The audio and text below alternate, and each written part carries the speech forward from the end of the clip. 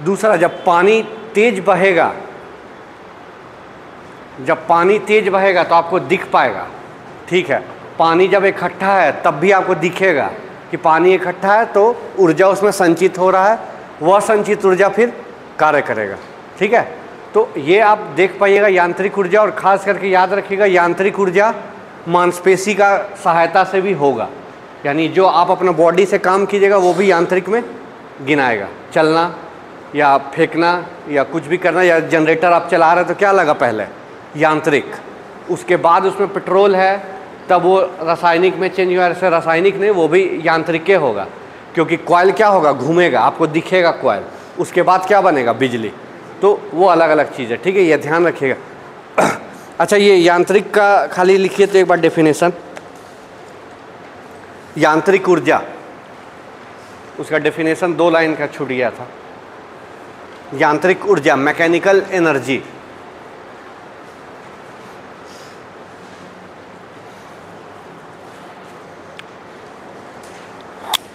लिखिए यांत्रिक क्रियाओं द्वारा, यांत्रिक क्रिया द्वारा,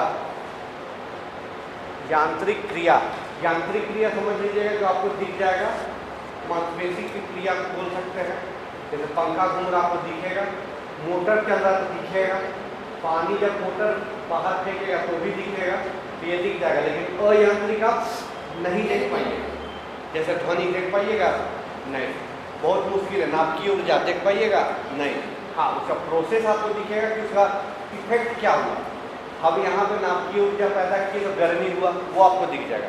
उष्मा को आप महसूस कर सकते हैं, लेकिन उष्मा को देखने का कहने का मतलब है जब कोयला जलेगा तो लाल रंग होगा, वही उष्मा का प्रतीक हो गया, तो वो देख पाएगा। बाकी विद्युत ऊर्जा नहीं देख पाइएगा, उसका इंडिकेटर होगा कि हाँ विद्युत पार हो तो लाइट जला, वो इंडिकेटर हो गया दर्शाने के लिए, और फिर प्रकाश ऊर्जा है। तो यांत्रिक ऊर्जा को आप कहीं ना कहीं कुछ हद तक आप देख पाइएगा तो आपको समझ में आ जाएगा, ठीक है। तो देखिए यांत्रिक क्रियाओं द्वारा प्राप्त ऊर्जा, यांत्रिक क्रिया द्वारा प्राप्त ऊर्जा यांत्रिक ऊर्जा कहलाती है। यांत्रिक क्रिया द्वारा प्राप्त ऊर्जा यांत्रिक ऊर्जा कहलाती है, ठीक है। ये छोटा सा डेफिनेशन था। इसी के बाद क्या लिखना है, यांत्रिक ऊर्जा के 2 प्रकार होते हैं, एक गतिज ऊर्जा, एक स्थितिज ऊर्जा। गतिज ऊर्जा क्या हो गया, जब वस्तु में गति होगा, वेग होगा, स्पीड होगा, उसके चलते जिसमें गति आएगा, ऊर्जा आएगा, उसे क्या बोलेंगे, गति। और जिस वस्तु में उसका स्थिति के कारण ऊर्जा में परिवर्तन होगा या स्थिति के कारण ऊर्जा आएगा, उसे स्थितिज ऊर्जा। याद रखिएगा, इसका एग्जाम्पल इम्पोर्टेंट होता है, ठीक है। एग्जाम्पल आप चूँकि मेंस लिखना है तो मेंस में आएगा कि क्या है तो उसको डिस्क्राइब कर देगा, लेकिन जब पीटी देना है या ऑब्जेक्टिव क्वेश्चन में उदाहरण ज़्यादा इंपॉर्टेंट हो जाता है, क्योंकि वहाँ कॉन्सेप्ट नहीं पूछेगा, वहाँ से पूछेगा क्या उदाहरण अधिकतर है, ठीक है। तो उसको ध्यान रखिएगा। अब नेक्स्ट उसी में टॉपिक में आगे लिखिएगा ऊर्जा का रूपांतरण। ऊर्जा का रूपांतरण यानी ट्रांसफॉर्मेशन ऑफ एनर्जी। ऊर्जा का रूपांतरण, ट्रांसफॉर्मेशन ऑफ एनर्जी, यानी एक ऊर्जा का दूसरे ऊर्जा में बदलना। कैसे होगा, तो ऐसे तो होगा नहीं, उसके लिए या तो कोई मशीन चाहिए, युक्ति चाहिए, तभी हो पाएगा, नहीं तो ऐसे बहुत मुश्किल, ठीक है। तो अभी ये वाला देखिएगा, बहुत बार कोई भी एग्जाम दीजिएगा बहुत बार पूछ रहता है डायनामो क्या कार्य करता है या डायनामो किस ऊर्जा को किस ऊर्जा में बदलता है, ठीक है। तो ये आता है। हम देखिए एक चीज़ आपको बता रहे हैं, बस वो ध्यान रखिएगा कि इस क्वेश्चन में बहुत कम चांस है कि गलती होगा।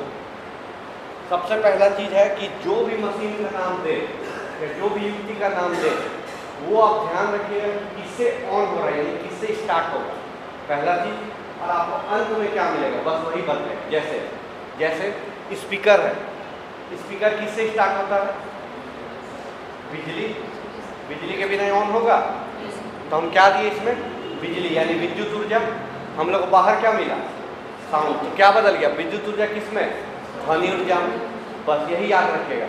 अब मरकरी जलाना, मरकरी को स्टार्ट करने के लिए क्या चाहिए, विद्युत, मिलेगा क्या, प्रकाश। तो क्या हो गया, विद्युत ऊर्जा प्रकाश ऊर्जा बदल गया। समझ गए? यही ट्रिक याद रखिए कि क्या चीज स्टार्ट होगा आपको मिलेगा क्या, तो आप लगभग बना लीजिए। लगभग जैसे आप मोटरे का बात कर लीजिए, मोटर किससे चलेगा, विद्युत से। हम आपको मिलेगा क्या, पानी फेंकने का काम। अभी बोले जब पानी फेंकता हुआ दिख रहा तो क्या हो जाएगा, मैकेनिकल एनर्जी।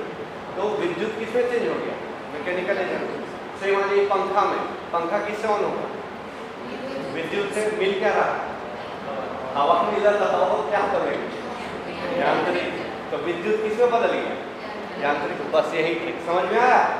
अभी उदाहरण लिखा है, आप लिखते जाइएगा। ऊर्जा का रूपांतरण लिखिए, पहला नंबर लिखिएगा, इधर लिखिएगा, छोड़ दीजिए, नहीं लिखिएगा तो इधर करंट को बोलते हैं, और इधर कौन सा ऊर्जा किसमें बदला है, समझ गए।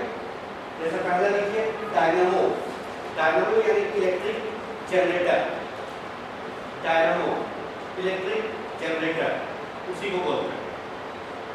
अब देखिए डायनामो स्टार्ट करने के लिए आपको क्या चाहिए होता है, जनरेटर नहीं देखिए शादी उदी में लगता है, कैसे स्टार्ट होता है, हाथ से घुमाते हैं ना। तो हाथ से घुमाते क्या हो गया, यांत्रिक। बोले ना जब आपको काम करना पड़ जाए, जो दिख जाए वो यांत्रिक होगा। घुमाए तो आप यांत्रिक भी आपको मिलेगा क्या, विद्युत मिलेगा ना। स्टार्ट क्या चीज से किया था, मैकेनिकल से मिला क्या, इलेक्ट्रिकल। डायनामो क्या हो जाएगा, लिख लीजिए यहाँ, यांत्रिक से विद्युत ऊर्जा, यांत्रिक ऊर्जा से विद्युत ऊर्जा। ठीक है। तो देखिए क्वेश्चन आता है डायनामो किस ऊर्जा का रूपांतरण किसमें करता है, तो यांत्रिक ऊर्जा का विद्युत ऊर्जा। या क्वेश्चन पलट के देगा, निम्न में से कौन उपकरण यांत्रिक ऊर्जा को विद्युत ऊर्जा में बदलता है। उसमें 4-5 ऑप्शन रहेगा, उसमें पकड़ना होगा, पता चलेगा ना डायनामो। ठीक है, नेक्स्ट लिखिए, समझिए कैसे लिखना है। यहाँ डायनामो लिख दिए, डैश दे दीजिए, यांत्रिक ऊर्जा किसमें बदला है, विद्युत ऊर्जा। कंफ्यूज खाली मत होइएगा, उल्टा नहीं, जो बदला रहा उधर एरो कर दिए तो आपको पता चलेगा क्या से क्या मिला, मतलब क्या था और क्या मिला। सेकेंड लिखिए विद्युत मोटर, विद्युत मोटर, इलेक्ट्रिकल मोटर।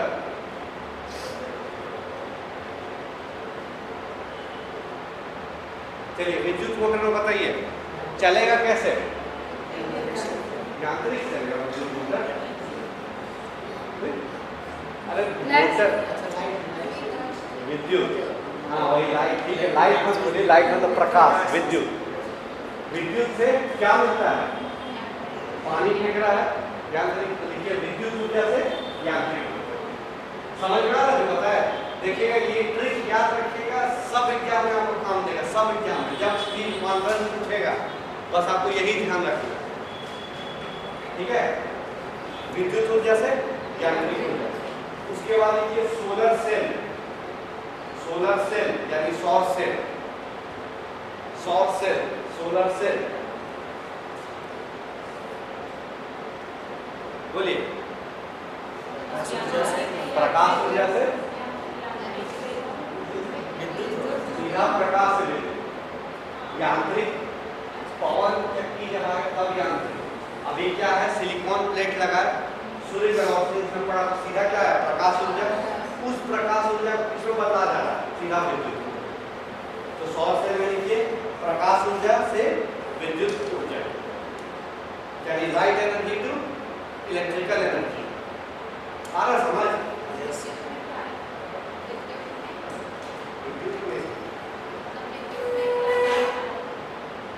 विद्युत पहले होता है मैकेनिकल एनर्जी, यांत्रिक ऊर्जा टरबाइन हुआ तो वो आएगा विद्युत में नहीं, वो आएगा टरबाइन। तब टरबाइन में आपको लिखना होगा यांत्रिक ऊर्जा, टरबाइन बदल रहा किसमें, विद्युत। और जो बोले विद्युत का ना, तो विद्युत के लिए आपका दो चीज होगा, या तो रासायनिक ऊर्जा, कोयला जलाए, कोयला से फिर भाप बन के टरबाइन हुआ तो यांत्रिक, तब विद्युत। समझे, ऐसा आपका सवाल है, सवाल हम भी नहीं समझे।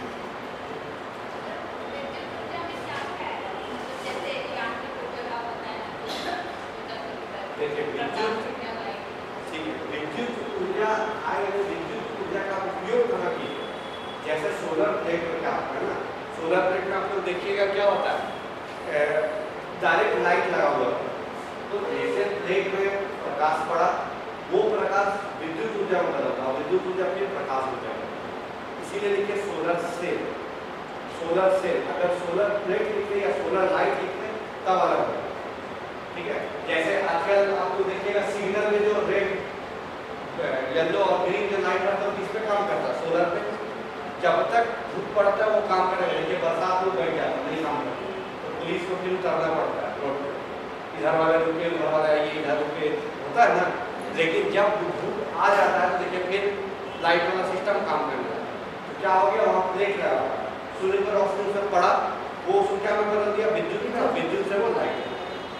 तो विद्युत का भी आपको उपयोग देखना होगा। विद्युत तो आपको यहाँ मिल रहा है पूरा। अब देखिए पहला विद्युत का उपयोग हम क्या कर दिए, मरकरी जला, पहला एसी चला, दूसरा पंखा चला, बॉक्स 4-5 चीज़ें में कंप्यूटर चला, तो सब क्या हो गया, विद्युत का उपयोग। तो आपको लास्ट में तो विद्युत मिल रहा है ना, विद्युत के बाद ना आप अगला उपकरण में जाइएगा, समझ में आया। यानी जब जहाँ से बिजली उत्पन्न हो रहा है वहाँ क्या हुआ, टरबाइन घुमा, यानी वो क्या होगा, यांत्रिक ऊर्जा, टरबाइन घूम गया, टरबाइन घूमने के बाद आपको क्या मिल गया, विद्युत ऊर्जा। अब विद्युत ऊर्जा आपके घर में पहुँच गई, अब उस विद्युत ऊर्जा का उपयोग आप कहाँ कीजिएगा वो आप पर डिपेंड है।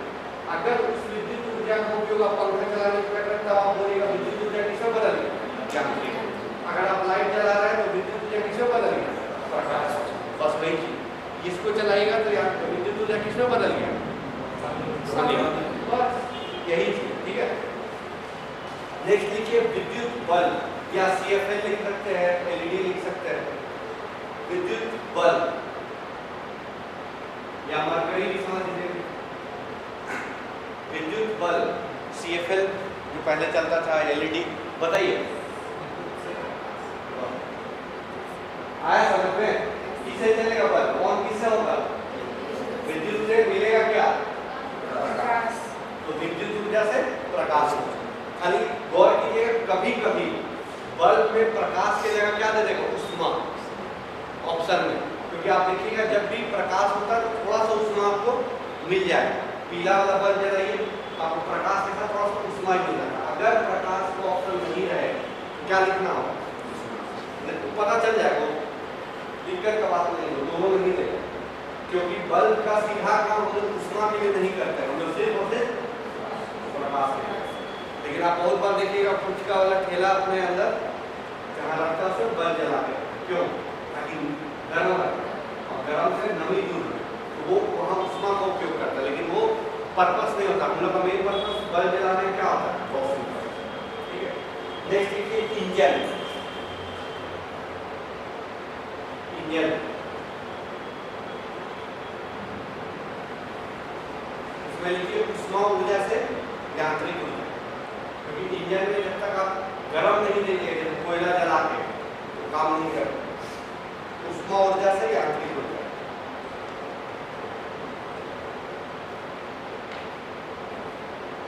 ठीक है। इंजन देखिए, इंजन आप ऐसे देख लीजिए, इंजन का आविष्कार जब हुआ था ट्रेन का इंजन, तो कैसे हुआ, चाय का केतली था, मतलब चाय का एक वो था बर्तन, चाय उबाल रहा था, उसमें क्या किया गया, ढक्कन को ढक दिया गया। तो थोड़ा देर बाद देखा गया कि उसका भाप से क्या होने लगा, प्लेट ऊपर वाला हिलने लगा, उसी से इंजन का आविष्कार हुआ। तो क्या था इंजन, यानी जब हम गर्म करेंगे द्रव को या ईंधन को, उससे ऊर्जा जो निकलेगा उसी को बदला जाता है। क्या जैसे कोयला का ट्रेन चल रहा है, इंजन है, तो कोयला जला के अंदर डाले, क्या हो गया, उष्मा, हीट, उस हीट को किसमें बदल दे रहा, चलने में, चलने में। लगभग सब ये ना, जैसे स्कूटर है, स्कूटर में इंजन आप पेट्रोल दे रहे हैं, देखिए गर्म हो रहा है। नेक्स्ट देखिए कोयले का जलना, बर्निंग ऑफ कोल, कोयले का जलना।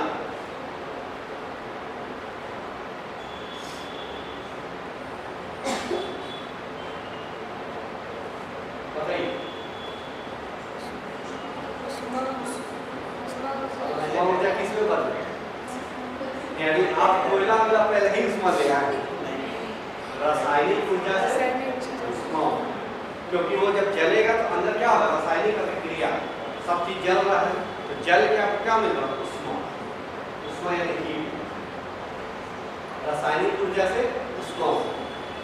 ठीक है, देखिए कोयला आप जलाइए, थोड़ा देर बाद वो लाल हो जाता है जलने का, जब लाल हो जाता है तब हम लोग को गर्मी देने लगेगा। वहां भी जलाएगा तो यहाँ भी मिलेगा, क्यों, क्योंकि उष्मा वेव का फॉर्म में पार होता है, तरंग तरंग का रूप में उसको पार होता है ऐसे, इसीलिए आपको गर्मी लगता है। वो लाल हुआ आपको गर्मी मिला। तो कोयला का जलना रासायनिक से। अब देखिए इसमें लाइट इसलिए नहीं मिलती है क्योंकि कोयला से लाइट नहीं मिलता, और मिलेगा तो बहुत कम और कुछ समय के लिए, ज़्यादा नहीं।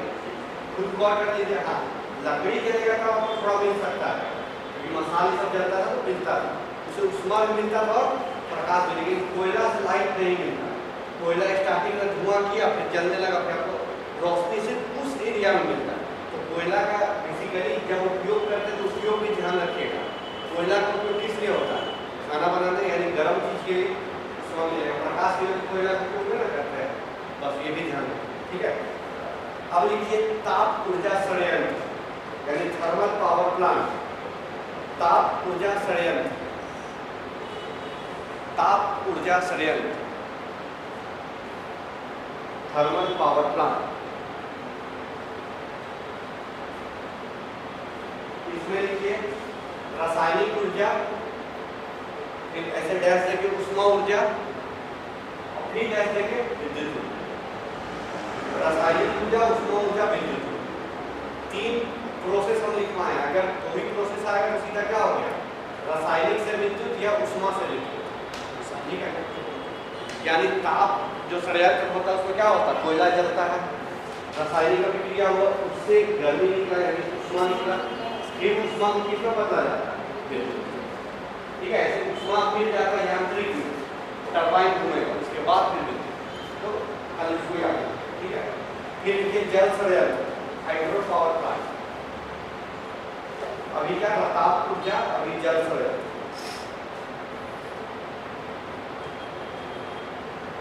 ये देखिए स्थितिज ऊर्जा से विद्युत ऊर्जा।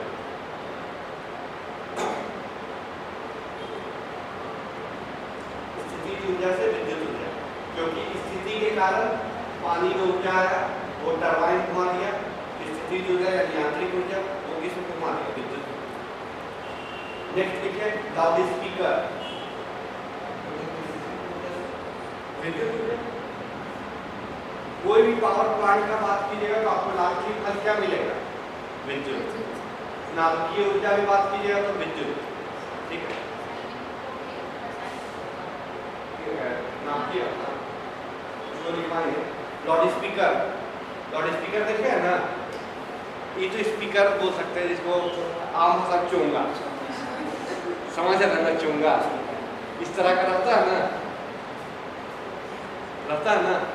अब इसमें भी गौर कीजिएगा, इसको चलाएंगे कैसे, स्विच यानी विद्युत देंगे, मिलेगा क्या, विद्युत ऊर्जा किसमें बदल रहा है, ध्वनि ऊर्जा। तो विद्युत ऊर्जा से ध्वनि ऊर्जा। ठीक है, जैसे चोंगा लेके निकले हैं बाहर जुलूस में, जनरेटर से क्या मिल रहा है, विद्युत। तब ऊर्जा, या बैटरी भी अगर जोड़े तो बैटरी क्या देगा आपको, विद्युत, तब वो चलेगा। ठीक है, ये लीजिए एक माइक्रोफोन। माइक्रोफोन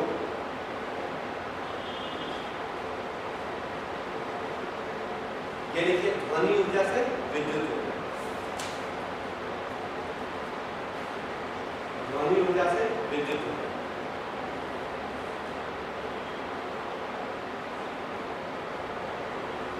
नेक्स्ट बैटरी यानी सेल, बैटरी। माइक्रोफोन ध्वनि ऊर्जा से विद्युत ऊर्जा। माइक्रोफोन का काम क्या है, बोलना। आप बोले, अगला पास सिग्नल कैसे जाता है, विद्युत का फॉर्म में, तार के थ्रू जा रहा है। इसको ऐसे मत देखिए, मोबाइल को मत देखिए। लैंडलाइन था, लैंडलाइन आपके पास था, आप बोलते थे तो माइक्रोफोन लगा हुआ है, आप बोले, बोलने का किया, उसको किस में कन्वर्ट होकर जा रहा है, सिग्नल में, पहले विद्युत में कन्वर्ट हो गया, फिर विद्युत के बाद ध्वनि मिलता है। तो हमारा काम क्या होगा, ध्वनि को विद्युत में बदलना। वहाँ रिसीवर होगा जो फिर विद्युत को किसमें बदल देगा, ध्वनि में, इसीलिए माइक्रोफोन। ठीक है, नेक्स्ट देखिए बैटरी सेल या इलेक्ट्रिकल सेल, एक ही चीज बैटरी।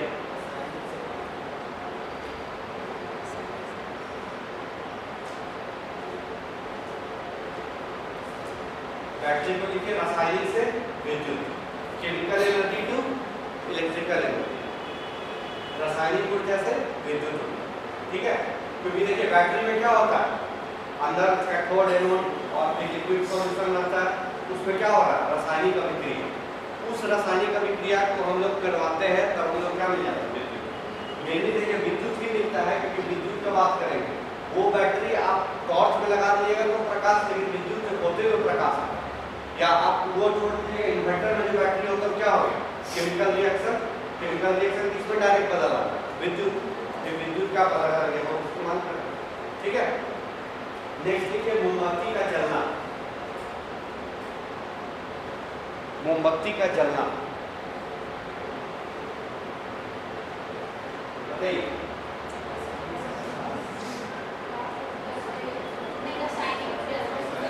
रासायनिक से प्रकाश, और प्रकाश के साथ थोड़ा सा उष्मा भी मिलता है, प्रकाश और उष्मा भी करते हैं। क्योंकि देखिए कभी पार्टी में जाते हैं, जो बुफे सिस्टम होता है, तो खाना का बर्तन के नीचे क्या मोमबत्ती जलाता है गर्म करने के लिए। तो रासायनिक ऊर्जा से प्रकाश ऊर्जा और विद्युत उष्मा ऊर्जा, उष्मा हीट दोनों में जाता है। लेकिन जनरली घर में क्या यूज करते हैं, प्रकाश के लिए। ठीक है, लेकिन उष्मा भी उससे मिलता है, प्रकाश ऊर्जा और उष्मा ऊर्जा। ठीक है, फिर देखिए हीटर। हीटर हीटर हीटर देखे ना, अच्छा तो हॉस्टल में खाना वाना बना लेता है सब, करंट भी नहीं मारता है। हीटर किससे चलता है, विद्युत मिलता क्या है, उष्मा। तो विद्युत ऊर्जा उष्मा ऊर्जा, विद्युत ऊर्जा से हम लोग को उष्मा ऊर्जा में कौन बदलेगा, हीटर। क्वेश्चन आएगा विद्युत ऊर्जा को उष्मा ऊर्जा में कौन बदलेगा, तो हीटर। क्वेश्चन घुमा के भी दे सकता है, या तो आपको डायरेक्ट नाम लिख देगा कौन सा उपकरण है, नहीं तो ऊर्जा बदलेगा किसमें, पूछ देगा विद्युत ऊर्जा को उष्मा ऊर्जा में कौन बदलेगा, तो हीटर। ठीक है, याद रखिए। फिर उसी तरह आयरन ड्रग, ठीक है ना, पानी गर्म करने के लिए आयरन ड्रग, ये भी सेम है, विद्युत ऊर्जा से उष्मा ऊर्जा, क्योंकि हम लोग गर्मी चाहिए गर्म करने के लिए हम कर रहे हैं।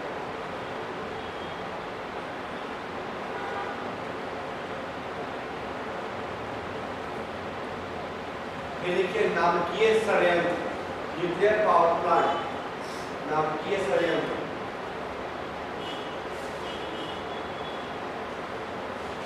तो देखिए ऐसे इसमें भी रासायनिक अभिक्रिया होगी, रासायनिक ऊर्जा, लेकिन इसको लिख लीजिए नाभिकीय ऊर्जा से सीधा विद्युत, नाभिकीय ऊर्जा से विद्युत ऊर्जा। अब नाभिकीय ऊर्जा कैसे मिलेगा, तो रासायनिक अभिक्रिया होगी। ठीक है, नाभिकीय ऊर्जा से विद्युत ऊर्जा। एक और लिख लीजिएगा, प्रकाश संश्लेषण, फोटोसिंथेसिस, प्रकाश संश्लेषण। क्या होता है प्रकाश संश्लेषण,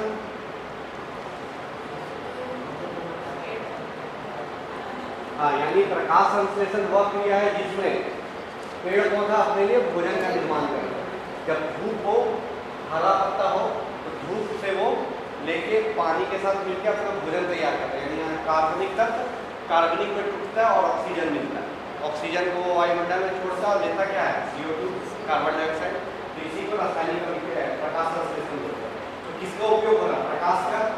प्रकाश किसमें बदल रहा है, रासायनिक। तो प्रकाश ऊर्जा रासायनिक ऊर्जा। और बहुत शानदार इसमें ऊर्जा का रूपांतरण होता है। सोच लीजिए पानी को तोड़ देता है H2O को, जबकि पानी को कितना हम लोग तोड़ पाएंगे, 1200 डिग्री सेल्सियस चाहिए, हम लोग कब तोड़ पाएंगे पानी को, H2O, H अलग O अलग। और ये सिर्फ सूर्य का प्रकाश से तोड़ देता है, बहुत पावर होता है। ठीक है, प्रकाश ऊर्जा सीधा रासायनिक ऊर्जा। ठीक है, ऐसा ऐसा और भी 2 लाइन छोड़ दीजिएगा, आप लोग को मिलेगा, लिख लीजिएगा। आप समझ गए ना।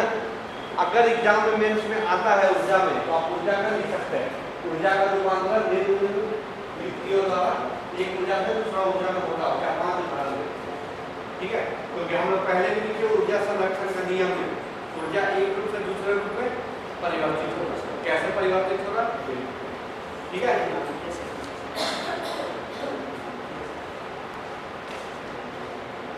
हाँ, क्या यहाँ पे नाभिकीय विखंडन या संलयन करके हम लोग ऊर्जा को विद्युत में बदलते हैं। जैसे पानी के लिए टरबाइन चलाते हैं ना, इसी तरह नाभिकीय से हम लोग ऊर्जा निकालते हैं उसके थ्रू विद्युत। जैसे सूर्य में क्या हो रहा है, हाइड्रोजन हाइड्रोजन जुड़ रहा है ना, हाइड्रोजन हाइड्रोजन जुड़ के क्या मिल रहा है, ठीक है। यहाँ रासायनिक अभिक्रिया हुआ, रासायनिक अभिक्रिया हम लोग क्या मिल गया, प्रकाश और ऊष्मा। सेम चीज नाभिकीय में करते हैं। जब हम लोग का कंट्रोल रहेगा नाभिकीय विखंडन या नाभिकीय संलयन में, यानी हाइड्रोजन हाइड्रोजन को जोड़ सकेंगे हम लोग नियंत्रित करके, या यूरेनियम को हम लोग तोड़ पाएंगे नियंत्रित करके, उसका उपयोग ऊर्जा के रूप में हम लोग कर सकते हैं। और उस ऊर्जा को आप जहाँ भी यूज कीजिए, विद्युत बनाना तो विद्युत बनाइए, और किसी काम में करना तो काम, लेकिन ज़्यादातर विद्युत बनाने ही के लिए। जब उसको नियंत्रित नहीं कर पाए तो क्या बन जाएगा, बॉम्ब, ठीक है, वो फिर विनाशकारी हो जाएगा। देखिए, कोई भी याद रखिएगा, जो भी पावर प्लांट होगा, संयंत्र होगा, तो क्या होता है, अधिकतर विद्युत बनाने ही के लिए होता है। क्योंकि सबसे मेन चीज क्या है, विद्युत। आपको हर टाइम ऊष्मा का आवश्यकता नहीं है। आपको अगर हम सीधा पावर प्लांट से ऊष्मा देते रहे गर्मी में भी, आप क्या कीजिएगा, कोई काम नहीं है। सिर्फ आपको ऊष्मा कब चाहिए, ठंडे के समय में, वो भी ठंडा में जब आपके पास धूप है तो आप ये काम नहीं कीजिएगा, धूप भी में चल जाइएगा। तो ऊष्मा आपको पहुंचाना कोई मकसद नहीं होगा, ठीक है। अगर आपको हम सिर्फ प्रकाश पहुंचाते रहे तो काम होगा नहीं। दिन में भी हम आपको प्रकाश से दे रहे हैं, पंखा प्रकाश से चलेगा नहीं ना चलेगा। इसीलिए कोई भी पावर प्लांट में क्या बनता है, अधिकतर विद्युत, क्योंकि विद्युत का हम लोग बहुत जगह इस्तेमाल कर सकते हैं। आप यही देख लीजिए, विद्युत किस में, प्रकाश को हम लोग कर रहे हैं, बल्ब जला रहे हैं, मरकरी, पंखा चला रहे हैं, एसी चला रहे हैं, अगर ठंडा रहता तो हीटर चलाते हैं, कंप्यूटर चला रहे हैं, स्पीकर चला रहे हैं, कैमरा चला रहे हैं, सब चल रहा है। एक ही ऊर्जा का हम लोग कितना उपयोग करते हैं, बहुत सारा, और वही ऊर्जा को हर चीज़ में बदल दे रहे हैं। विद्युत को प्रकाश में बदल दे रहे हैं, विद्युत को यांत्रिक में बदल दे रहे हैं, विद्युत को ध्वनि में बदल दे रहे, सब बदला रहा है। फिर विद्युत को ऊष्मा में ही बदल दे रहे हीटर से। इसीलिए कहीं भी काम होगा तो क्या बनता है, विद्युत। इसीलिए विद्युत के आधार पर ही आजकल रैंकिंग भी बहुत राज्य को मिलता है या देश को मिलता है। ऊर्जा की मांग, आप लोगों को इस पर पढ़ना है साइंटिफिक, ऊर्जा की मांग, ऊर्जा की मांग यही पे डिपेंड कर रहा है। जैसे कुछ साल पहले, मतलब 20-25 साल पहले चले और उससे 50 साल पहले चले, तो उस समय ना टीवी था, ना मोबाइल था, ना मरकरी था, ना कुछ था। एक हो सकता पीला वाला छोटा बल्ब हो, पंखा, तो आदमी को ऊर्जा का बहुत कम खपत है। घर पे आ गया, एक रूम में पंखा है, बल्ब है, जला लिया, काम खत्म। वो भी शाम का समय में 6 से सुबह 4 बजे तक खत्म, फिर तो सब काम में निकल गए। धीरे धीरे समय में बदलाव हुआ, क्या आ गया, टीवी आया। अब आप टीवी देखेंगे 4 घंटा, तो पहले के मुकाबले क्या हो गया, ऊर्जा का खपत ज़्यादा हो गया। फिर धीरे धीरे नई नई टेक्नोलॉजी अभी पे आ गई। अभी मोबाइल है, अभी तो पावर बैंक पॉकेट में लेके चल रहे हैं, इतना ऊर्जा चाहिए उनको। मतलब सबसे बिजीएस्ट आदमी है कि 1 मिनट फोन नहीं छोड़ पा रहे हैं, या बहुत जन तो चार्जर लेके चल रहे हैं, जहाँ मिला वहीं लगा दिए। होता है ना, रेलवे स्टेशन में देख लीजिए, लड़ाई करने लग रहा है, मेरा लगे तो मेरे लगेगा, 4 घंटा से करे रहा है। तो अब क्या हो गया, मोबाइल के कारण आपका ऊर्जा फिर बढ़ा, कंप्यूटर आप चला रहे ऊर्जा बढ़ गया, टीवी आप देख रहे ऊर्जा बढ़ गया, फिर और भी एसी चला रहे, हीटर चला रहे, क्या होगा, ऊर्जा बढ़ गया। तो समय के अनुसार जैसे जैसे उपकरणों का विकास हुआ, सब उपकरण चलेंगे किससे, ईंधन। या तो आप कोयला पेट्रोल दीजिए ना, तो ऊर्जा दीजिए, ऊर्जा यानी विद्युत दीजिए मेनली। तो जैसे जैसे ये सब होगा, आपका ऊर्जा खपत बढ़ते जाएगा। तो देखिए, जैसे जैसे और भी आगे समय में जाएंगे, पहले कार में एसी उसी बहुत कम होता, ज़्यादा माइलेज देता था, पेट्रोल भरा दिया 30 किलोमीटर चल गया। अब एसी आ गया, तो एसी में क्या हो गया, ऊर्जा ज़्यादा लगने लगा। एसी भी चला रहे, गाना भी सुन रहे, चला भी रहे, तो वो घट कितना आ गया, 20 किलोमीटर पे उसको माइलेज। तो क्या हो गया, ऊर्जा खपत बढ़ गया। तो यही ऊर्जा का खपत है। इसीलिए जनरली ज़्यादातर क्या होता है, विद्युत। आप ई रिक्शा जो आ रहा है, बैटरी वाला जो चलने का, कहीं में टोटो बोलते हैं, ई रिक्शा बोलते हैं, वो किससे चल रहा है, बैटरी से, लेकिन किससे चार्ज हो रहा है? विद्युत मिला, फिर उसको रासायनिक का किसमें बदल दे रहा है? यांत्रिक करने लगा।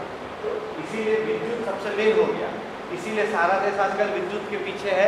और विद्युत को बनाना चूँकि बहुत बार कॉस्टली हो जाता है, मान लीजिए ताप संयंत्र में जाइएगा तो कोयले का यूज, इतना कोयला निकाल दीजिएगा तो आगे वाला के लिए क्या बचेगा? कुछ नहीं बचेगा। तो सतत विकास में क्या हो जाएगा? रोक लगेगा। सतत विकास समझते हैं? सस्टेनेबल डेवलपमेंट क्या होता है? हाँ, यानी विकास को, पर्यावरण को बिना नुकसान पहुंचाए विकास को प्राप्त करना है।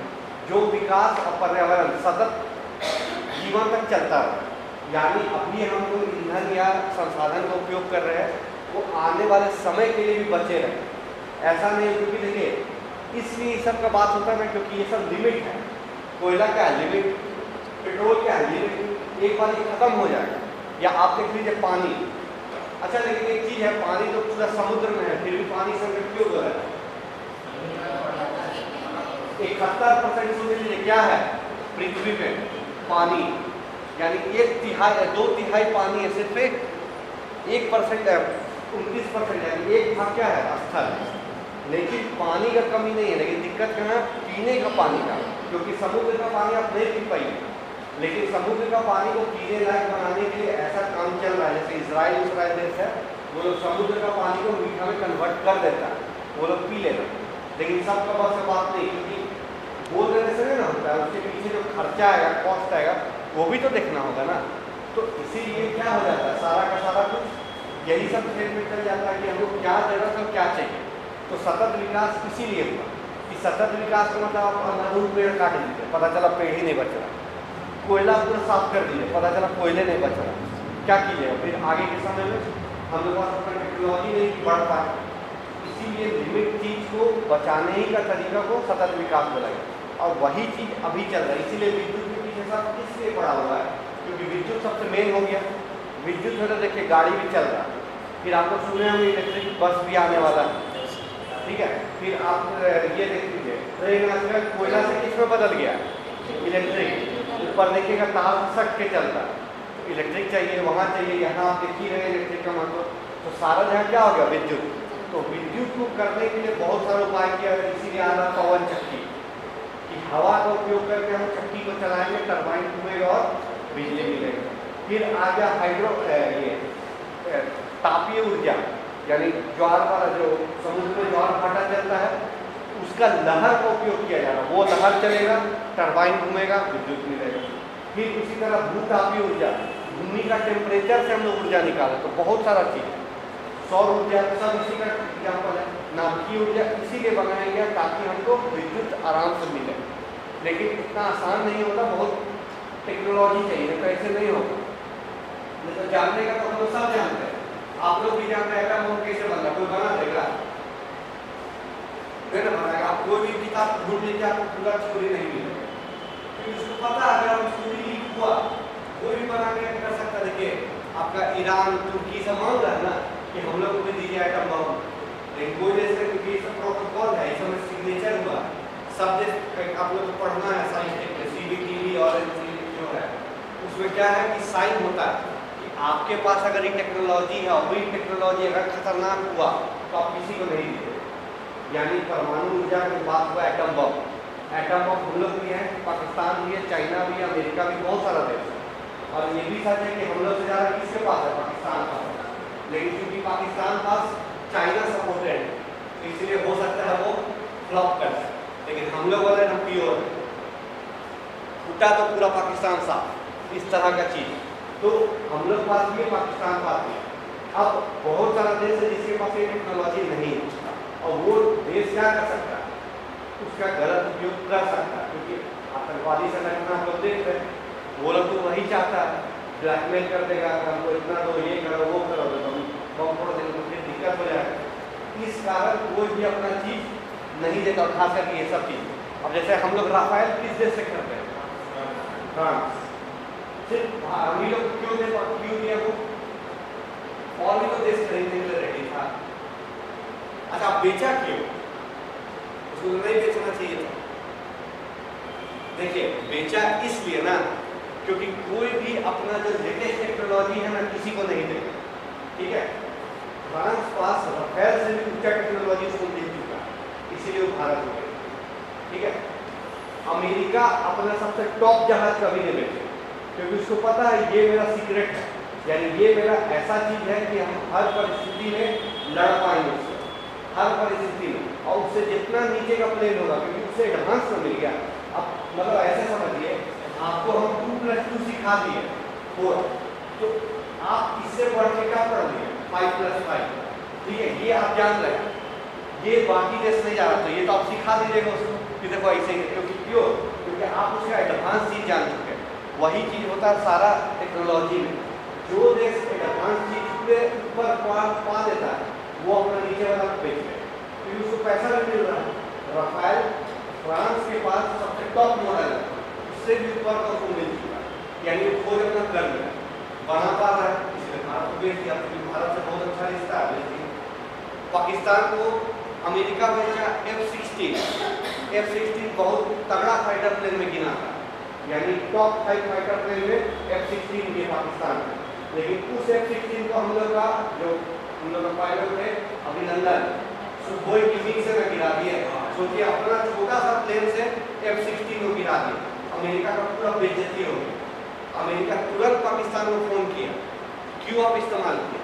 तो ये बोल रहा है कि नहीं लड़ाई हो, तो कहाँ लड़ाई हो गया, मतलब पाकिस्तान में बेइज्जत का बात हो गया ना, उसका उतना बड़ा जहाज को हम लोग छोटा सा जहाज किया, बेइज्जती होगी उसका कि ऐसा कैसे हो गया।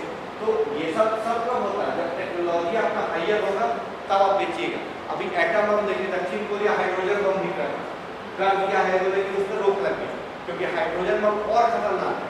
हाइड्रोजन बम अगर कंट्रोल नहीं हुआ और उसको ऐसा परिस्थिति मिल गया ना, तो जितना वायुमंडल में हाइड्रोजन है सब क्या होने लगा, सब जुड़ने लगे, पूरा वायुमंडल ही खत्म हो जाएगा, वायुमंडल खत्म तो हम लोग खत्म। तो इसीलिए ये सब बहुत खतरनाक है, इसीलिए एक दायरा में होकर सब किया जाए, इसीलिए सब जगह के सब परमिशन नहीं मिलता। आप देख लीजिए, भारत सरकार सब चीज को निजीकरण कर सकता है, लेकिन परमाणु ऊर्जा ऐसा को कभी नहीं करेगा, क्योंकि अगर परमाणु ऊर्जा किसी निजी हाथ में गया तो वो कुछ भी कर सकता। मान लीजिए कोई भी आदमी के पास चले, मान लीजिए इन्हीं के पास चल गया परमाणु ऊर्जा का लाइसेंस, ठीक तो बनाने लगे। अब क्या पता कुछ दिन बाद बोलेंगे भारत सरकार को भारत पूरा मेरा, तुम लोग छोड़ के जाओ, जो तो हम बगैर करोगे क्या कीजिए, कोई बात नहीं है। इसीलिए क्योंकि सरकार है तो सरकार को दबाव है ना, सरकार के तो बहुत चीज़ है, इसलिए कभी भी नाम किए ये सब पे नहीं मिलता, या माइनिंग में भी बहुत कम मिलता है, सरकार का नियंत्रण होता। उसी तरह यूएन भी बहुत सारा चीज़ पे रोक लगाया है कि नहीं ठीक है आप ऊर्जा का इस्तेमाल कीजिए, आपके पास है यूज कीजिए। जैसे भारत साइन नहीं किया है परमाणु विस्फोट के, क्योंकि भारत बोला था कि मेरा ऐसा ऐसा पड़ोसी देश है कि हमको इसका उपयोग करना पड़ सकता है, लेकिन हम सिर्फ यही बोल सकते हैं कि हम पहले उपयोग नहीं करें, यानी अगर युद्ध का स्थिति हुआ तो हम पहले परमाणु हथियार नहीं छोड़ेंगे, लेकिन अगर कोई छोड़ा तो फिर हम उसके बाद तुरंत पलटवार करते हैं, सीधा बात। इसीलिए भारत उस समझौते पर साइन नहीं किया। अब बाकी सब देश कोशिश क्या कर रहा है, खास करके यूरोपीय कंट्री अमेरिका की भारत साइन कर दे, भारत साइन कर दे, क्योंकि भारत अगर साइन किया दबाव बढ़ेगा, चीन का पाकिस्तान का कुछ भी कर सकता है, क्योंकि हम तो साइन कर दिए हम नहीं करेंगे, तो कितना हो सकता है। और देखिए भारत पाकिस्तान का ऐसा रिलेशन है, आपको पता है, तो अभी तो शांत है, लगभग 10 साल 5 साल से शांत है, तो पहले हर महीना हर कुछ ना कुछ होता ही रहता। तो भारत ऐसा पड़ोसी से घिरा हुआ जिसको हमेशा खतरा बना हुआ, और इसी का फायदा कौन उठाता है, अमेरिका, क्योंकि अमेरिका को क्या करना, अपना हथियार बेचना, तो जब तक लड़ाई नहीं होगा हथियार बिकेगा नहीं बिकेगा, इसीलिए वो कभी मामला को सुलझाना ही नहीं चाहता। जिस दिन मामला सुलझ गया उस दिन उसको पता शांति हो जाएगा, शांति हो तो वेपन मार्केट खत्म हो जाएगा। 2-3 ही देश में वेपन का मार्केट है, इसीलिए तो मोदी जी जब चाहे तो क्या बोले कि हम हथियार का आयात बंद करेंगे, हम खुद बनाएंगे। देखिए खुद बनने के चक्कर में कुछ कुछ बन रहा है। भारत का एक बहुत साथ देने वाला है वो इजराइल, क्योंकि 1999 जब कारगिल युद्ध हुआ था तो भारत की स्थिति बहुत खराब था, मतलब खराब करने का मतलब फाइनेंशियल, क्योंकि उस समय ऐसा ऐसा चीज हो गया था, अटल बिहारी वाजपेयी पूरा दुनिया को नजरअंदाज करके क्या कर दिए परमाणु परीक्षण 1998 में पोखरण, ठीक है, इससे अमेरिका बहुत गुस्सा गया, क्योंकि अमेरिका का सैटेलाइट क्या था, एनी टाइम नजर रखे हुए था कि कोई भी नहीं करेगा, और बाकी देश करे तो मतलब भारत नहीं करेगा, क्योंकि पता है भारत थोड़ा दबदबा है, वो पूरा नजर बनाया हुआ था। लेकिन यहाँ भी साइंटिस्ट और क्योंकि अटल बिहारी वाजपेयी ये भी थे वो करना तो करना है, तो जब लीडर बोलेगा तो कोई भी उसका इम्प्लॉय तो रेडी होगा ना, ठीक है सर करेगा। साइंटिस्टों को क्या मिलिट्री ड्रेस में पहना के परमाणु परीक्षण करवाया गया। अमेरिका का सैटेलाइट देखा गया तो मिलिट्री एक्सरसाइज कर रहा था, रात में शामी में बम विस्फोट हो, अमेरिका का फिर मुंह बन गया कि ऐसे कैसे हो गया। तो वो क्या किया, भारत बहुत प्रतिबंध लगा दिया कि नहीं भारत का व्यापार में ये नहीं करेगा, वो नहीं करेगा, ये नहीं करेगा। फिर भी अटल बिहारी वाजपेयी कोई बात नहीं, अब हम अपने में सक्षम हैं, अब हम कर सकते कुछ भी। तब धीरे धीरे खैर उनका सरकार तुरंत गिर गया, मतलब स्थिति ये हो जाता है कि आप अच्छा किया तो अपना ही देश वाला गिरा, सरकार गिर गया। फिर चुनाव हुआ 99 में, जैसे आया तुरंत कारगिल युद्ध हो गया।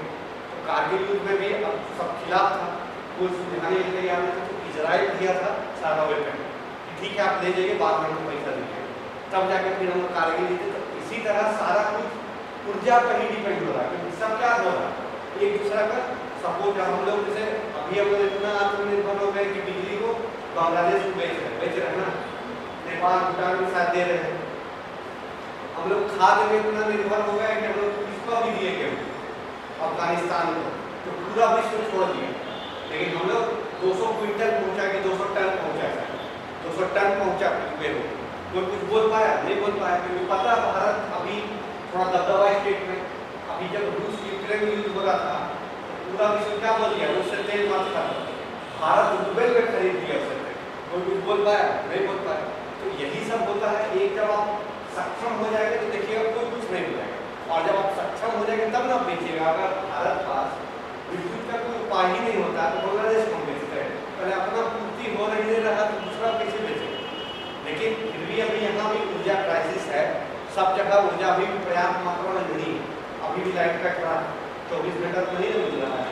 फिर बहुत सारा गांव चले जहाँ लाइट ही नहीं, सड़क रात में अभी भी अंधकार में हो जा रहा है, हो रहा है। तो ये सब किसका ऊर्जा का डिमांड, तो ये सब को देखिए लिंक कीजिएगा यहाँ से किसमें, साइंस टेक में।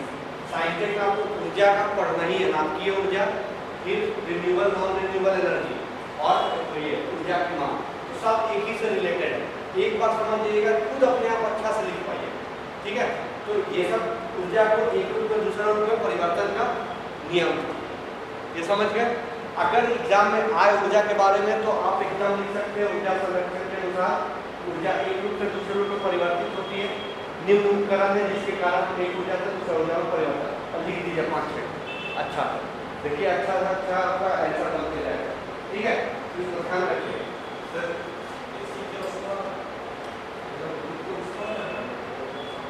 देखिए ये बोल सकते उष्मा में, लेकिन ठंडा उष्मा नहीं ना बोलते हैं, इसलिए आर्द्रता को कंट्रोल करता है। तो इसको आप क्या बोल सकते हैं, विद्युत से तो चला आपको मिल रहा है ठंडा हवा, ठंडा हवा को उष्मा नहीं बोल पाएंगे, इसको क्या बोल सकते हैं, मतलब इसको कंट्रोलिंग बोल सकते हैं। जैसे वो क्या करता है, आर्द्रता को कंट्रोल करता है,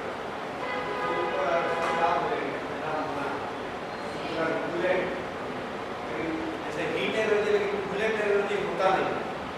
तो अच्छा एक बार देखिएगा कहीं मिलेगा तो, मतलब ये बेसिकली कंट्रोलिंग सिस्टम होता है। विद्युत क्या कर रहा है, कंट्रोल करना है। वो ऐसा मशीन है जो यहाँ का ह्यूमिडिटी आर्द्रता को कंट्रोल करता है, जिसके कारण ठंडा और गर्म होता है, ठीक है। यहाँ तक कोई दिक्कत,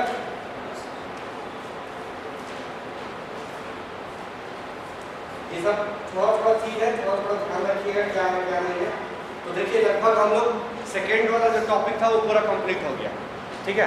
अब हम लोग थर्ड टॉपिक पे स्टार्ट कर देंगे सीधा, सौर प्रणाली, ठीक है ना। दूसरा वाला लगभग सब कंप्लीट हो गया है, और फिर बता रहे हैं कुछ इनको फोटो यहाँ मेल लिख रहे हैं, 1 2 3 4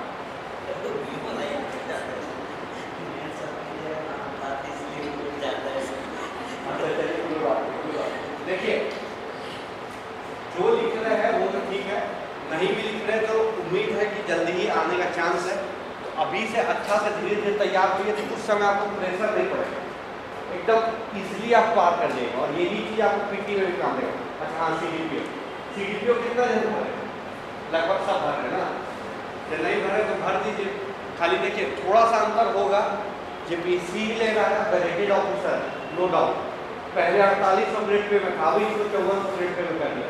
यानी अभी जो जेपीएससी ज्वाइन करेगा 5400 grade pay BDO deputy collector और डीएसपी लोग सेम आप सीडीपीओ करिएगा, child development programming officer same चीज़ है, गजेटेड ऑफिसर है, सैलरी भी सेम हो जाएगा। ठीक है, कोई कमी नहीं है, समकक्ष है, समझिए एकदम समकक्ष। तो इसीलिए भर दीजिए। लेकिन इसका भी डेट 10 जून है। पीटी में थोड़ा सा अंतर हो जा रहा है, क्या वहाँ सेकेंड लेवल पूरा झारखंड 100, अभी क्या हो गया करंट अफेयर्स, साइंस और रीजनिंग, उसमें बोलता है मैथ्स भी, लेकिन अब पता नहीं, लेकिन रीजनिंग तो है, रीजनिंग है, कोई मैथ्स भी उसको बोल रहा है। तो ये 3 है और बाकी तो जीएस है और झारखंड का छोटा सा पोर्शन है। तो पीटी में 2 पेपर है, चाहिए तो आराम से हो जाएगा, कोई बड़ा चीज नहीं है। साइंस जो चल रहा है यही सब आता है। खाली देखिए पीटी बेसिस पे क्या होता है ना कि मेंस में दायरा थोड़ा सीमित है, पीटी में हमको दायरा बढ़ाना पड़ता है। अगर हम पीटी लेते तो अभी हम विद्युत भी पढ़ाते, प्रकाश भी पढ़ाते, सामान्य भौतिकी यानी जनरल फिजिक्स भी पढ़ाते, जिसमें क्या क्या सरफेस टेंशन यानी पृष्ठ तनाव ये सब जो है वो सब पढ़ाते। लेकिन अभी वो सब इसमें है नहीं, इसीलिए वो सब को भी हमको, क्योंकि मेंस की क्लास लेना तो मेंस के अकॉर्डिंग चलना होगा, तो उसी, लेकिन सीडीपीओ हो जाएगा। खाली अंतर आपको मेंस में होगा, आपको वो ऑप्शनल लेना। तो ऑप्शनल सोचे हैं कुछ 4 में, कोई होम साइंस से किया है यहाँ ग्रेजुएशन, गृह विज्ञान, सोशोलॉजी, समाजशास्त्र, साइकोलॉजी, मनोविज्ञान, लेबर वेलफेयर, एलएसडब्ल्यू नहीं, सब ने यहाँ ठीक है। क्योंकि इसलिए थोड़ा सा दिक्कत है ना, क्योंकि 10 को क्या है पीटी और 19 जुलाई से मेंस, तो समय 1 महीना का। क्योंकि नया चीज़ जो ऑप्शनल है, ऑप्शनल में 2 पेपर पढ़ना, पहला वाला ठीक है यही सब पढ़ना होगा। जीएस है 2 पेपर, खाली जीएस में एक आ जाता है स्टैटिस्टिक्स, सांख्यिकी जानते हैं, ग्राफ और फिर ये मीन मीडियन मोल, बारंबारता, माध्यिका, ये सब वो थोड़ा सा फर्स्ट पेपर में पढ़ना, बाकी सेकंड पेपर यही है। ऑप्शनल है खाली, उसमें आपको 4 में से 1 पेपर लेना, जिसका 2 पेपर आपको देते हैं। आप मान लीजिए एलएसडब्ल्यू, इसका 2 पेपर, वही 1 महीना में आपको कंप्लीट करना। बाकी जीएस तो चलिए रहा, उस जीएस का पकड़ लीजिएगा उसमें, और वो भी 8 तारीख को फिर इंटरव्यू भी। तो देखिए शेड्यूल है, अगर लगिएगा तो 3 महीना में, अगर जिनका छूटा है जेपीएससी उनको मौका मिला।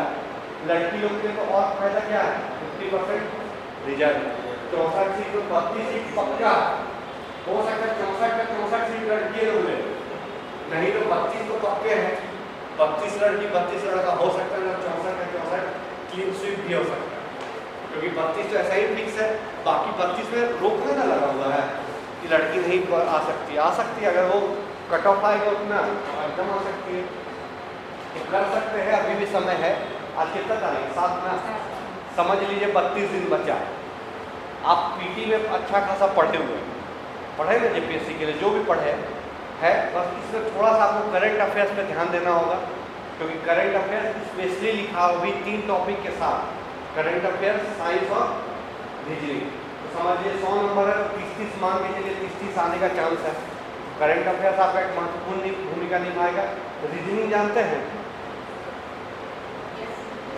थोड़ा बहुत बना है, सीखे, ठीक है, कभी नहीं होगा ना तो डाउट होगा तो हमसे पूछ लीजिएगा, आज मैं तो हम कल बता देंगे, ठीक है। कभी डाउट या किसी भी टॉपिक पे हो तो हमको बोल सकते हैं, हम कर देंगे। रीजनिंग है, बस उस पर ध्यान दीजिए। और पहला पेपर तो पढ़िए रहे, इतिहास, भूगोल, पॉलिटी और इकोनॉमिक्स, ये 4 है। ये और झारखंड थोड़ा बहुत पढ़ेंगे, चांसेस है हो जाएगा, लेकिन लगना होगा, इतना आसान नहीं होता। हम फिर बोल रहे जेपीएससी भी इतना आसान नहीं है जितना लगता है, बहुत टफ भी नहीं, बहुत ईजी, लेकिन अगर आप फांकी मारिए तब मुश्किल। हम पहले ही बोल रहे हैं, ठीक है, जो बैठे हुए पहले से दे रहे उनका नहीं हो रहा, लेकिन ऐसा नहीं ना उसको अंडर एस्टिमेट कर सकते हैं, वो पहले से जानते हैं सब कुछ, तो हो सकता है कोई चीज़ मिस किए हो, इस बार वो मिस ना करें तो उनका चांसेस बढ़ जाएगा। इसीलिए उसको अंडर एस्टिमेट मत कीजिएगा। टारगेट में है सब कोई, क्योंकि बहुत अच्छा लोग भी तैयारी करता है और कर रहा है, जो हो सकता है 1 नंबर 2 नंबर से चुका होगा उसको आप कम में ना आ सकते हैं, लेकिन CDPO में है कि इस बार बहुत जाए JPSC में भी दिया जाए CDPO में। अच्छा, यहाँ कोई बैकलॉग भी दिए पास किया है कोई बैकलॉग? अच्छा, यहाँ नहीं, मतलब बैकलॉग का एग्जाम फिक्स कब है? 7 से 9, फिर 10 को CDPO PT, फिर 22 को JPSC में, फिर 19 से CDPO में, सब एकदम लाइन से है। तो जिनका है JPSC वाले जो बैकलॉग है उनको थोड़ा सा दिक्कत है क्योंकि 10 तारीख को तुरंत देना होगा PT। खैर ठीक है, कोई बात नहीं, वो हो जाए। और क्या पूछ रहे थे CDPO का? अरे लगिए 32 दिन है, सिलेबस सेम है, ज़्यादा इधर उधर मत कीजिएगा। साइंस में आपको थोड़ा सा एफर्ट और लगाना है क्योंकि अभी मेरे पास समय नहीं कि हम केमिस्ट्री बताएं, क्योंकि केमिस्ट्री भी आए। फिजिक्स का दायरा PT के लिए बढ़ता है, अब ये बता देगा। JPSC में भले 5 ही क्वेश्चन रहता है, लेकिन अब सचिवालय में आइए 20 क्वेश्चन है, और 20 क्वेश्चन में कहाँ से आएगा कोई नहीं जानता। ठीक है, यहाँ तो हम क्या कवर किए? पहला यूनिट में उससे एक क्वेश्चन आ जाता है, दूसरा मैकेनिक्स किए हुए, पूरा मैकेनिक्स नहीं हुआ, छोटा मोटा हुआ, संवेग आवेग पूरी तरह नहीं हुआ, फिर संवेग का फिर मोमेंटम, इसके साथ रिलेशन, उसके साथ रिलेशन, बहुत ही जो आता है। पिछले बार का सचिवालय देखिएगा, इस बार नहीं, जो 16 में हुआ उसमें 1-2 क्वेश्चन है, गति ऊर्जा या स्थिति ऊर्जा का संवेग के साथ रिलेशन करके पूछा है, P1 P2 का हाफ स्क्वायर होता है, वो सब तो थोड़ा बढ़ता जा रहा है, लेकिन जो है फिलहाल उसी में चलाइए, फिर आगे जब आएगा तो देखा जाएगा। ठीक है, तो उसी अनुसार तैयारी कीजिए। नहीं हुआ कोई बात नहीं, और जो पढ़ रही है आपको मेंस CDPO में भी काम आएगा। ठीक है, CDPO में भी सेम है, अलग नहीं है, बस थोड़ा सा कम है। CDPO का GS कितना 100 नंबर का, JPSC 200 नंबर का मेंस, इधर 100 उधर 200, बस यही अंतर होगा। तो 100 नंबर का तो हमको लगता हो सकता 20-20 नंबर का क्वेश्चन पूछे, क्योंकि CDPO का एग्जाम शायद पहली बार होता है झारखंड में, पहली बार, तो कोई नहीं बता सकता। और ये जो सिलेबस है पूरा किससे मैच करता है? बिहार BPSC से भी, और बिहार का CDPO से। बिहार का CDPO 2-3 बार हो चुका, 2-3 बार उससे ज़्यादा ही हुआ होगा मुझे लगता है। इधर 1-2 रिसेंटली हुआ है 2022 में। तो देखिए टफ नहीं है, लेकिन हाँ इतना आसान भी नहीं, लगना होगा। अभी से लगिएगा तो हो जाएगा, नहीं लगिएगा तो मुश्किल। अगर लगेगा कि नहीं सब हो ही जाएगा तो मुश्किल है, क्योंकि रीजनिंग बहुत जल्द नहीं बनेगा, और क्रिटिकल रीजनिंग ज़्यादा हो सकता है। यानी आपको कथन देगा, उसका निष्कर्ष पूछेगा, इस कथन में क्या अर्थ हुआ वो सोचना होगा। आपको लगेगा सब सही है, लेकिन सही क्या होगा? एक जैसे आप UPSC का कभी एग्जाम दीजिएगा ना, उसमें सारा सब्जेक्ट में आपको यही लगेगा। पॉलिटी में पूछेगा ना लोकतंत्र का क्या अर्थ होता है, 4 ऑप्शन देगा, 4 का 4 आपको सही लगेगा। अगर सही बोला संविधान से शासन होगा, चुनाव होगा, एक हेड होगा, ये आप 4 आपको सही लगेगा। लेकिन क्या करना होगा उसमें, आप चैलेंज भी नहीं कर पाएंगे, क्योंकि UPSC पहले ही बोलेगा सबसे परफेक्ट वाला आप आंसर जो सबसे परफेक्ट है उसके अनुसार आपको करेंगे। ठीक है, अभी इससे पहले क्या क्लास हुआ था? पॉलिटी क्या हुआ? पॉलिटी में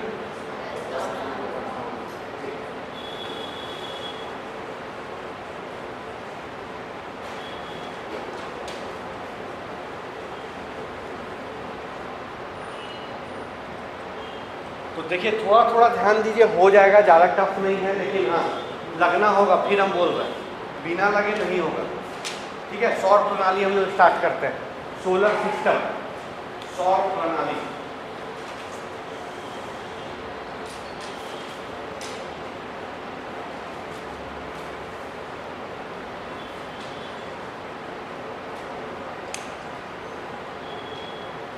और जो मेंस लिख रहे हैं हम पहले ही बताए कि फिजिक्स में 4 टॉपिक है, कम से कम 3 करके जाइए, कम से कम 3। और 3 में से अगर आपको लग रहा है सेकेंड वाला मैकेनिक्स टफ है, उसको छोड़ के पहला यानी इकाई वाला सिस्टम, सौर प्रणाली और ध्वनि वाला ये कर सकते हैं, ये थोड़ा इजी है। क्योंकि अब हमको नहीं लगता इकाई वाला में आपको तो परेशानी होगा, वो अच्छा खासा आप लिख दीजिएगा। ये ऐसा चैप्टर है जो आप ज्योग्राफी में भी पढ़े, वही चीज़ है यहाँ सिर्फ क्या ऐड करेंगे ये प्लस, बाकी सब चीज़ वही। और जो बताएंगे उसके अनुसार चलिएगा, अच्छा मार्क्स मिलेगा। ये क्वेश्चन आ जाए तो जितना ज़्यादा आप चित्र बना सकते बना दीजिए। सूर्य ग्रहण है तो 4-5 वैरायटी दिखा दीजिए। सूर्य ग्रहण का 4-5 वैरायटी होता है ना। एक पूर्ण सूर्य ग्रहण होगा जो डायमंड रिंग बन जाता है, ये हो गया। आंशिक होगा, कभी आधा होगा, कभी इतना ही होगा। ऐसे ऐसे आप बढ़ा सकते हैं कंटेंट, तो कंटेंट नहीं बढ़ेगा फिर, क्योंकि सूर्य ग्रहण चंद्र ग्रहण ऐसा टॉपिक है जो 7-8 के लड़का लोग भी लिख रहा, आप भी लिखेगा। अंतर क्या है, आप 32 नंबर के लिए लिखेगा, वो भी नौकरी पाने के लिए, वो अपना फर्स्ट टर्म पास करने के लिए 5 नंबर में, और दोनों का आंसर मिलेगा। क्योंकि घटना तो एक ही ना है कि सूर्य और पृथ्वी के बीच जब चंद्रमा आ गया तो चंद्रमा क्या किया, सूर्य को ढक दिया। तो हम लोग नहीं देख पाए, उसी को बोले सूर्य ग्रहण, भी वही लिखेगा, भी वही लिखेगा, तो नंबर मिलेगा। आपको पढ़ाना ना होगा कंटेंट, यही सबसे कंटेंट बढ़ेगा। ठीक है, वो हम बताएंगे आगे जब आएंगे। तो अब आइए सौर प्रणाली, तो सिलेबस आपको देखे है क्या सिलेबस?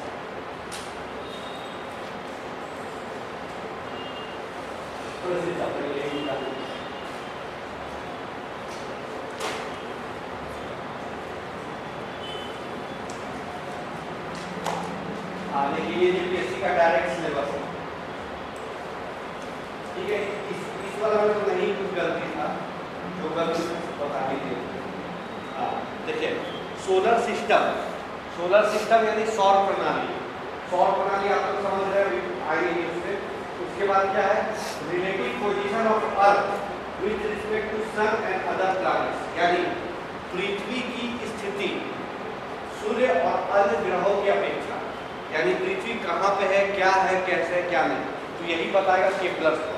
ठीक है, इसके बाद में क्या, movement of earth and moon in solar system, यानी पृथ्वी का गति क्या है सोलर प्रणाली में, चंद्रमा का गति क्या है सौर प्रणाली में। ठीक है, और फिर लूनर एंड सोलर इक्लिप्स, सूर्य ग्रहण और चंद्र ग्रहण। छोटा सिलेबस है, आप लोग बहुत जन हो सकता है जानते भी होंगे, ये भूगोल में पढ़े हुए, ज्योग्राफी में, वही चीज करना। ठीक है, स्टार्ट करते हैं। देखिए सौर का मतलब क्या होता है, सूर्य। जहाँ सौर आ जाए मतलब सूर्य, जैसे सौर ऊर्जा, किससे ऊर्जा, सूर्य से। उसी तरह सौर प्रणाली, तो किसके बारे में हम लोग पढ़ेंगे, बेसिकली सूर्य उसके चारों ओर घेरे हुए सारे पिंड के बारे में। सूर्य को लेके जो भी तंत्र बनेगा उसी को बोलेंगे सौर तंत्र या सौर प्रणाली। यानी इसमें मुख्य केंद्र बिंदु कौन होगा, सूर्य। सब चीज सूर्य से होता है, सूर्य पे। जैसे आप बता देना, पृथ्वी में हवा चलना किसके कारण, सूर्य। तापमान दिन रात किसके कारण, सूर्य। वर्षा होना सूर्य। अभी देखिए गर्मी है, गर्मी में क्या हुआ, सूर्य का तापमान बहुत बढ़ा, पानी क्या हो रहा है, सूख के भाप बन के ऊपर जा रहे हैं। अब ऊपर कुछ समय बाद वो ठंडा होकर संघनन होगा, फिर बरसात के मौसम में पानी आने लगेगा, तो सूर्य के कारण ही हो गया। तो सारा का सारा कुछ पृथ्वी पे, और ऊर्जा का एकमात्र स्रोत क्या है, सूर्य। अगर मान लीजिए ये सब स्रोत बंद हो जाए, ऊर्जा का विद्युत मिलना बंद हो जाए, तो मेन तो विद्युत है, विद्युत बंद हो जाए, ईंधन बंद हो जाए, यानी कोयला पेट्रोल नहीं निकले, तो हम लोग पास क्या बचेगा, सिर्फ सूर्य। सूर्य से ही हम लोग को ऊर्जा मिलना होगा। फिर क्या होगा, सूर्य से ऊर्जा कहाँ मिलेगा, पेड़ पौधों को। फिर पेड़ पौधा का हम लोग बायोमास हम लोग उपयोग करेंगे, यानी इसका लकड़ी काटेंगे, फल खाएंगे, सब्जी खाएंगे, वही होगा ऊर्जा। पहले भी यही चलता था, जब विद्युत का आविष्कार नहीं हुआ था तो यही ना चलता था। कोयला में बहुत बाद में स्टार्ट हुआ, पहले तो नहीं था। उसी तरह जो भी पेट्रोल इसका बहुत बाद में स्टार्ट हुआ, पहले तो नहीं था। क्या कौन था मेन सोर्स, सूर्य। आप लोग गौर कीजिएगा, पहले का जमाना जब लाइट नहीं था तो लोग अपने काम को सुबह 5 ही बजे से स्टार्ट करते थे, जैसे रोशनी स्टार्ट होता, और 6 बजे तक सब काम करके अपना घर में, क्योंकि पहले घर इतना नहीं था, जंगल ही था। रात के समय में जानवरों का डर रहता था, और ऐसे भी डर है, तो अपना काम खत्म करके। अच्छा, जब लाइट नहीं है नहीं तो आप अंधेरा में करिएगा क्या, उपाय भी नहीं, कुछ कर भी नहीं सकते। तो सबका स्रोत क्या था, सूर्य। तो सौर प्रणाली वही है सूर्य, और उसको घेरे हुए सारे ग्रह या और आकाशीय पिंड, उनको सम्मिलित रूप से क्या बोलते हैं, सौर प्रणाली। आप लोग जानते हैं सूर्य क्या है, बीच में, सौर प्रणाली का बीच में है। लेकिन हम, अच्छा, सौर प्रणाली किसके अंतर्गत आता है, आकाश गंगा, गैलेक्सी। हमारे आकाश गंगा का नाम क्या है, मिल्की वे या मंदाकिनी, मेघला, वही है। तो सोच लीजिए, गैलेक्सी जैसा, हम लोग का गैलेक्सी जैसा 1000 बोलते हैं, 100 अरब और गैलेक्सी। सोच लीजिए, हम लोग का सौर प्रणाली ही इतना बड़ा है, सोलर सिस्टम, जिसमें सूर्य और सारा ग्रह ये इतना बड़ा है